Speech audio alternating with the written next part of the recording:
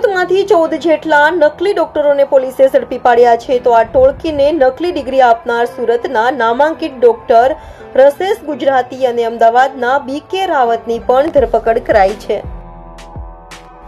ગુજરાતમાં નકલીની બોલબાલા જોવા મળી રહી છે. ગઈકાલે કચ્છમાંથી નકલી ઈડીની ટીમ ઝડપાયા બાદ હવે સુરતમાંથી 14 નકલી ડોક્ટર ઝડપાયા છે. સુરત ઝોન 4 પોલીસ દ્વારા કાર્યવાહી કરવામાં આવી છે. સુરત પોલીસે આ સાથે જ 1200 જેટલી નકલી ડિગ્રી પણ જપ્ત કરી છે. સુરત ઝોન 4ની ટીમે 14 જેટલા બોગસ ડોક્ટર ઝડપ્યા છે. પોલીસ તપાસ દરમિયાન અન્ય બોગસ ડોક્ટર મળી આવે તેવી શક્યતા છે. મુખ્ય આરોપી જાણીતા ડોક્ટર રસેશ ગુજરાતીની પણ ધરપકડ કરવામાં આવી છે. સુરત પોલીસ દ્વારા અમદાવાદના બીકે રાવતની પણ ધરપકડ કરવામાં આવી છે, જે બોર્ડ ઓફ હોમિયોપેથીનો ડાયરેક્ટર છે. આ તમામ પાસે 1200 જેટલી બોગસ ડિગ્રીના ડેટા પણ મળી આવ્યા છે. તો ભીમ.com ગુજરાતની વેબ પોર્ટલ બતાવી રજીસ્ટ્રેશન કરતા હતા. હાલ તો આ મામલે વધુ તપાસ હાથ ધરાઈ છે. सूरत शहर में माननीय एचएम सर, डीजी सर और सीपी सर इनके निर्देशन से जो फर्जी डॉक्टर हैं जो बिना डिग्री के या गलत डिग्री के साथ में प्रैक्टिस करते हैं, उनके लिए इन्फॉर्मेशन मिला कि पांडेसरा पुलिस स्टेशन विस्तार में 3 डॉक्टर के बारे में इन्फॉर्मेशन मिला कि वो उनकी डिग्री फर्जी है और यहाँ पे वो एलोपैथिक दवाओं की प्रैक्टिस कर रहे हैं. तो आरोग्य विभाग की टीम के साथ में शशिकांत मिश्री महतो, ये प्रिंस क्लिनिक करके चलाता है, दूसरा सिद्धार्थ कालीपद देवनाथ और तीसरा डॉक्टर जो है वो पार्थ कालीपद देवनाथ. ये तीनों डॉक्टर हैं. ये पांडेसरा विस्तार में एलोपैथिक दवाओं के साथ में प्रैक्टिस करते थे. तो आरोग्य की टीम के साथ में इनके यहाँ पे पुलिस की टीम गई और जब इनकी डिग्रियों की मांगी गई इनसे डिग्री, तो इन तीनों ने BEMS की degree, bachelor of electro homeopathy medical science, इसका एक सर्टिफिकेट दिया और इसका फुल फॉर्म उन्होंने अपने हिसाब से बताया कि ये सर BEMS जो है वो basic of electro homeopathic medical science है. और बाद में जब आरोग्य की टीम ने बताया कि इस तरह की कोई डिग्री गुजरात सरकार के द्वारा अधिकृत कोई भी विभाग नहीं देता है, ये डिग्री है वो बोगस है, तो डॉक्टर से पूछताछ की गई कि आपने ये सर्टिफिकेट है ये कहाँ से लिया. तो उन्होंने बताया कि यहाँ रसेश गुजराती करके हैं डॉक्टर, और वो लंबे टाइम से ये जो है बहुत सारे डॉक्टर ऐसे हैं जिनको उन्होंने इस तरह की डिग्री दी है. और उसके बाद में जब इन तीनों डॉक्टर से पूछपरछ करने के बाद में उनका स्टेटमेंट रिकॉर्ड किया गया. जो वहाँ से मिला वो एलोपैथिक दवाई है वो पंचनामा में रख के और कब्जे किया गया. उसके बाद में रसेश गुजराती को यहाँ पे जाके उससे पूछताछ की गई और सर्च की गई. तो वहाँ पे भी जब रसेश गुजराती के यहाँ पे उसके ऑफिस में गए तो बालाजी कृपा सोसाइटी पालनपुर जगाट नाका रामदेव रोड पे रहता है. वहाँ पे रजिस्ट्रेशन फॉर्म्स मिले, आई कार्ड के साथ में इस तरह के सर्टिफिकेट मिले 7, खाली सर्टिफिकेट जो प्रिंट करने के लिए थे वो 5 मिले, अलग अलग सर्टिफिकेट उनकी जीरोक्स 15 मिली और मेंबरशिप रिन्यूअल के फॉर्म 8 मिले.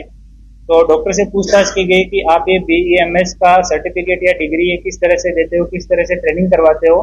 तो रसेश गुजराती ने अपने स्टेटमेंट में बताया कि वो पहले यहाँ गुजरात में 90s में उसने DHMS का कोर्स किया और पहले 1-2 ट्रस्ट के साथ में लेक्चरर तरीके काम किया. होम्योपैथी में उसने लेक्चरर बना, फिर एक ट्रस्ट के कॉलेज में वाइस प्रिंसिपल बना, फिर प्रिंसिपल बना.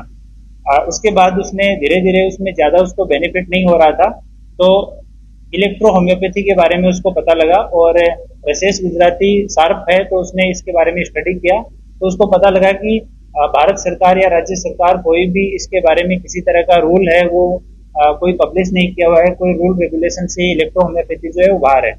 तो इसने एक अहमदाबाद के डॉक्टर हैं बीके रावत, उनके संपर्क में आया ये. फिर इन दोनों ने मिलके पहला जो इनिशियल कुछ लड़कों को 5-7 लड़कों को जिसका नाम इनको भी नहीं पता है, उनको प्रॉपर तरीके से इलेक्ट्रो होम्योपैथी के बारे में बताया. 3 साल का कोर्स था पर लगभग 2 साल में इन लोगों ने उनको ट्रेन किया और इलेक्ट्रो होम्योपैथी की दवाई देना, क्या क्या रोग का उपचार हो सकता है वो सिखाया. जो 4-5 डॉक्टर को इन्होंने बना के मार्केट में भेजा तो उनका अनुभव ये आया कि कोई भी आदमी, पब्लिक के जो लोग हैं वो इलेक्ट्रो होम्योपैथी की दवा लेने के लिए कोई भी पेशेंट नहीं आता है, ट्रीटमेंट कोई करवाता नहीं है और दवा जो है उसका इफेक्ट बहुत धीरे धीरे होता है. तो इस वजह से वो जो डॉक्टर मार्केट में जब गए तो उनको रिस्पॉन्स अच्छा नहीं मिला. तो इन लोगों ने बाद में अपनी स्ट्रेटेजी 2002 के बाद में इन्होंने अपनी चेंज की और इन्होंने जितने भी लोग थे जो कोई किसी डॉक्टर के यहाँ काम करता था, बाहर का व्यक्ति, उन लोगों से संपर्क करना चालू किया। इन्होंने उनको कि आप हमें 70,000 रुपए दीजिए, हमारा आयुष डिपार्टमेंट जो गुजरात का है उसके अंडर में हमारा board of electro homeopathy Gujarat ये रजिस्टर्ड है और ये अहमदाबाद में है, इसके अंडर में हम आपको ट्रेनिंग करवाएंगे और उसकी डिग्री देंगे।